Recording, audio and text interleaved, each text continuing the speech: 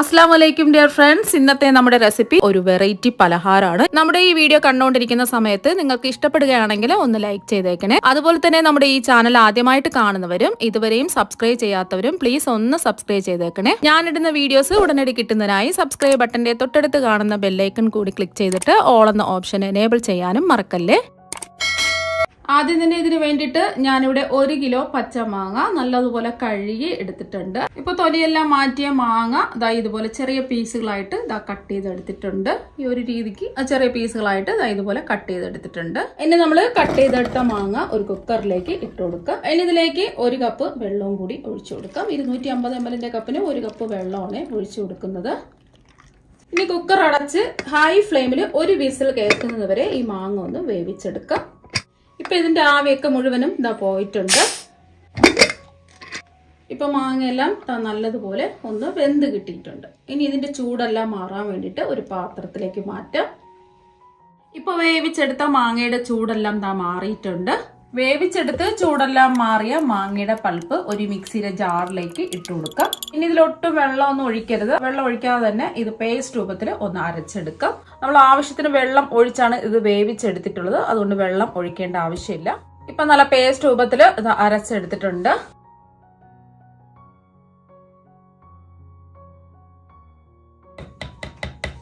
ഇനി നമ്മൾ അടിച്ചെടുത്ത മാങ്ങയുടെ പൾപ്പ് ഒന്ന് അരിച്ചെടുക്കാം. ഇതിൽ ചെറിയ ചെറിയ തരികളൊക്കെ ഉണ്ടാവുമല്ലോ, അതെല്ലാം ഒന്ന് മാറി കിട്ടുന്നതിന് വേണ്ടിയിട്ടാണ്. ഒട്ടും തന്നെ തരി ഉണ്ടാവാൻ പാടില്ല. ഇതിന് ഒരു സ്പൂൺ വെച്ചോ ഒരു സ്പാച്ചില വെച്ചോ ഇതുപോലെ ഒന്ന് ഇളക്കി ഇട്ട് കൊടുക്കുക. അപ്പൊ മുഴുവൻ പൾപ്പും വീണ് കിട്ടും.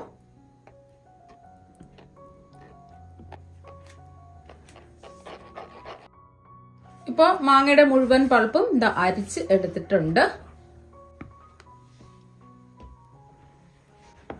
ഇനി ഒരു പാത്രത്തില് കുറച്ച് നെയ്യ് തടവി ഒന്ന് മാറ്റി വെക്കാം. പാത്രത്തിന്റെ എല്ലാ ഭാഗത്തും ഇതുപോലെ നല്ലതുപോലെ ഒന്ന് നെയ്യ് ബ്രഷ് ചെയ്ത് കൊടുക്കാം.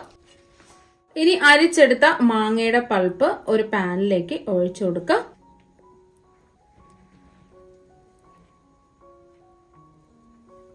ഇപ്പൊ ഞാൻ ഫ്ലെയിം ഓൺ ആക്കി കൊടുത്തിട്ടുണ്ട്. മീഡിയം ഫ്ലെയിം വേണം വെച്ച് കൊടുക്കാൻ വേണ്ടിയിട്ട്. ഇനി ആവശ്യത്തിനുള്ള മധുരം ചേർത്ത് കൊടുക്കാം. ഞാനിവിടെ 1/4 കപ്പ് പഞ്ചസാരയാണ് ചേർത്ത് കൊടുക്കുന്നത്. 250 ml കപ്പിന് 1/4 കപ്പ് പഞ്ചസാരയാണ് ചേർത്ത് കൊടുക്കുന്നത്. ഇനി ഇതൊന്ന് ഇളക്കി കൊടുക്കാം.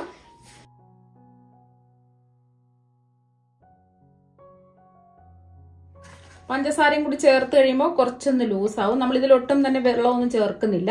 ഇപ്പൊ പഞ്ചസാര എല്ലാം ഒന്ന് മിക്സ് ആയി കിട്ടിയിട്ടുണ്ട്. ഇനി ഇതിലേക്ക് കുറച്ച് പൊടി ഐറ്റംസ് ഒക്കെ ചേർത്ത് കൊടുക്കുക. 1/2 ടീസ്പൂൺ ചെറിയ ജീരകം വറുത്ത് പൊടിച്ചത്, ഒരു 2 ടീസ്പൂൺ ഗരം മസാലയും ഒരു 1/2 ടീസ്പൂൺ മുളക് പൊടിയും കൂടി ചേർത്ത് കൊടുക്കാം. ഞാൻ ഇതിൽ അധികം എരിവില്ലാത്ത കാശ്മീരി മുളക് പൊടിയാണ് ചേർത്ത് കൊടുക്കുന്നത്. അധികം എരിവുള്ള മുളക് പൊടിയാണെന്നുണ്ടെങ്കിൽ ഒരു 1/4 ടീസ്പൂൺ ഒക്കെ ചേർത്ത് കൊടുത്താൽ മതിയാവും. എരിയും പുളിയും മധുരവും ഒക്കെ ചേർന്ന് വരുമ്പോൾ പ്രത്യേക ഒരു ടേസ്റ്റ് കിട്ടുന്നതിന് വേണ്ടിയിട്ടാണ് കുറച്ച് മുളക് പൊടി ഒന്ന് ചേർത്ത് കൊടുക്കുന്നത്. ഇനി ആ മധുരം ഒന്ന് ബാലൻസ് ചെയ്യാൻ വേണ്ടിയിട്ട് ഒരു 1/2 ടീസ്പൂൺ ഉപ്പും കൂടി ഇട്ട് കൊടുക്കാം. ഇനി ഇതെല്ലാം ഒന്ന് മിക്സ് ചെയ്തെടുക്കാം.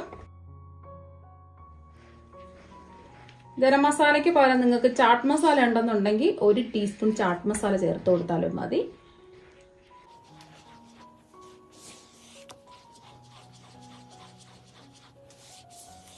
കൈവിടാതെ മീഡിയം ഫ്ലെയിമിലിട്ടിട്ട് ഇതൊന്ന് ഇളക്കി കൊടുക്കാം. ആ പഞ്ചസാരയൊക്കെ ഒന്ന് അലിഞ്ഞു കിട്ടുന്നത് വരെ, കുറച്ചൊന്ന് വറ്റുന്നത് വരെ ഒന്ന് ഇളക്കി കൊടുത്താൽ മതി. ഒരുപാടൊന്നും വറ്റിക്കേണ്ട ആവശ്യമില്ല. ഇത് നമ്മൾ വെള്ളമൊന്നും ചേർക്കാത്തത് കൊണ്ട് ദേഹത്തൊക്കെ പൊട്ടിത്തെറിക്കും. മാറി നിന്നിട്ട് വേണം ഇളക്കി കൊടുക്കാൻ വേണ്ടിയിട്ട്. അതൊന്ന് പ്രത്യേകം ശ്രദ്ധിക്കാം.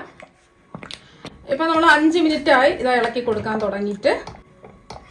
ഇനി ഇതിലേക്ക് 1 ടീസ്പൂൺ നെയ്യും കൂടി ചേർത്ത് കൊടുക്കാം.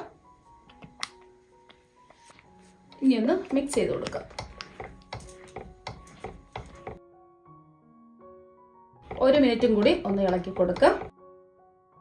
ഇപ്പൊ 1 മിനിറ്റും കൂടെ ആയിട്ടുണ്ട്. ഇനി നമുക്ക് ഫ്ലെയിം ഓഫ് ആക്കി കൊടുക്കാം. നമ്മളിങ്ങനെ കൈ വെച്ച് തൊട്ട് നോക്കുമ്പോൾ ചെറിയൊരു നൂല് പോലെ ആയിട്ട് വരുന്നത് കാണാം. ഇതാണ് ഇതിന്റെ പരുവം. ചെറുതായിട്ട് ഇതുപോലെ നൂല് പോലെ വരുന്നതായിട്ട് കാണാം. ഇനി നമുക്ക് നെയ്യ് ബ്രഷ് ചെയ്ത പാത്രത്തിലേക്ക് ഒഴിച്ചു കൊടുക്കാം. മുഴുവനും അങ്ങ് ഒഴിച്ചു കൊടുക്കണ്ട, പകുതി ഒഴിച്ചു കൊടുത്താൽ മതി. പകുതി നമ്മൾ വേറൊരു പാത്രത്തിലാണ് സെറ്റ് ചെയ്യാൻ പോകുന്നത്. ഇനി ഇത് എല്ലാ ഭാഗത്തേക്കും ഇങ്ങനെ ആക്കി കൊടുക്കാം.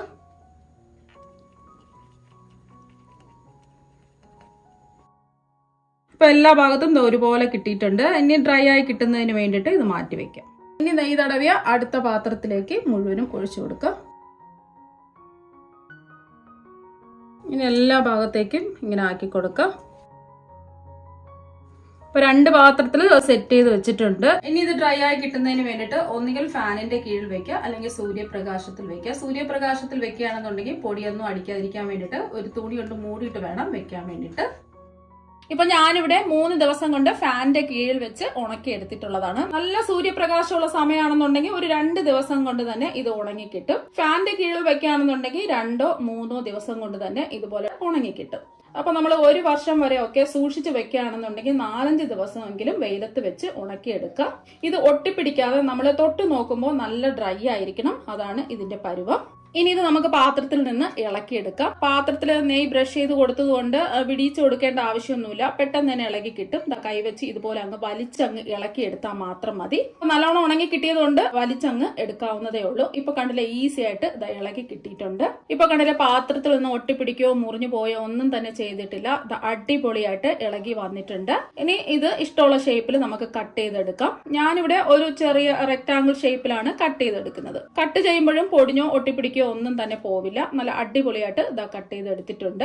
അപ്പൊ ഞാനിപ്പോ 2 പാത്രത്തിലാണ് സെറ്റ് ചെയ്ത് ഉണക്കി വെച്ചിട്ടുള്ളത്. അത് മുഴുവനും ഇതാ കട്ട് ചെയ്ത് എടുത്തിട്ടുണ്ട്. കാണാൻ തന്നെ നല്ല ഭംഗിയാണ്. അതുപോലെ തന്നെ ഇതിൽ ശരീരത്തിന് ഹാനികരമായ ഒരു പ്രിസർവേറ്റീവ്സോ ഒന്നും ചേർക്കാതെ തികച്ചും ട്രഡീഷണൽ ആയ രീതിയിൽ കുട്ടികൾക്കും മുതിർന്നവർക്കും ഒരുപോലെ ആസ്വദിച്ച് കഴിക്കാൻ പറ്റുന്ന രീതിയിലാണ് ഇത് തയ്യാറാക്കിയിരിക്കുന്നത്. ചെറിയ ഒരു എരിവും അതുപോലെ തന്നെ ചെറിയ ഒരു പുളിയും മധുരവും ഒക്കെ ആയിട്ട് ഒരു അടിപൊളി ടേസ്റ്റ് ആണ് കഴിക്കാൻ വേണ്ടിയിട്ട്. അതുപോലെ തന്നെ ഇപ്പൊ മാങ്ങ ഇഷ്ടം പോലെ കിട്ടുന്ന സമയമാണ്. ഇതുപോലെ വെറൈറ്റി ആയിട്ട് കുട്ടികൾക്ക് ഉണ്ടാക്കി കൊടുക്കുകയാണെങ്കിൽ അവർക്കും ഒരുപാട് ഇഷ്ടമാകും. പുറത്തു നിന്ന് ഒരുപാട് കെമിക്കൽ അടങ്ങിയ മധുരം വാങ്ങി കൊടുക്കാതെ ഇതുപോലെയൊക്കെ ഉണ്ടാക്കി കൊടുക്കാം. ഇനി കട്ട് ചെയ്തതിൽ നിന്നും 4 പീസ് എടുത്ത് ഇതുപോലെ കവർ ചെയ്ത് എടുക്കുകയാണ്. ഇത് 1 വർഷം വരെ എയർ ടൈറ്റ് ആയ കുപ്പികൾ സൂക്ഷിച്ച് വെക്കുകയോ അല്ലാന്നുണ്ടെങ്കിൽ നമ്മൾ കട്ട് ചെയ്തതിൽ നിന്നും 4 പീസ് ഒരുമിച്ച് വെച്ച് ഇതുപോലെ ക്ലിംഗ് റാപ്പിൽ പൊതിഞ്ഞ് സൂക്ഷിക്കുകയോ ചെയ്യാം. ഇങ്ങനെ വെക്കുകയാണെങ്കിൽ കാണാനും നല്ല ഭംഗിയാണ്, കേടും വരില്ല. ഒരു മിഠായിയുടെ ഒരു ഷേപ്പിൽ ഇരിക്കുന്നതുകൊണ്ട് കുട്ടികൾക്കും ഇത് എടുത്ത് കഴിക്കാൻ ഒരു കൗതുകം തോന്നും. അപ്പൊ ഒരു പ്രാവശ്യം ഇത് കഴിച്ചു നോക്കിയാൽ വീണ്ടും വീണ്ടും കഴിക്കാൻ തോന്നും. അത്രയ്ക്ക് നല്ല അടിപൊളി ടേസ്റ്റ് ആണ്. ഇത് മാങ്ങ ഒരുപാട് കിട്ടുന്ന സമയത്ത് ഉണക്കി വെക്കുകയാണെന്നുണ്ടെങ്കിൽ മാങ്ങ ഇല്ലാത്ത സമയത്ത് ഇത് കഴിക്കാനും പറ്റും. ഇത് വായിൽ അലിയിച്ച് കഴിക്കാനും പറ്റും. അതുപോലെ തന്നെ കടിച്ചും കഴിക്കാൻ പറ്റും. അപ്പൊ നിങ്ങൾക്ക് പച്ചമാങ്ങ ഉള്ള സമയത്ത് ഇതുപോലെ ഒരു പ്രാവശ്യം ഒന്ന് ട്രൈ ചെയ്ത് നോക്കുക. തീർച്ചയായും നിങ്ങൾക്ക് എല്ലാവർക്കും ഇഷ്ടപ്പെടും. അപ്പൊ നമുക്ക് മറ്റൊരു വെറൈറ്റി ഡിഷുമായിട്ട് വീണ്ടും കാണാം. താങ്ക്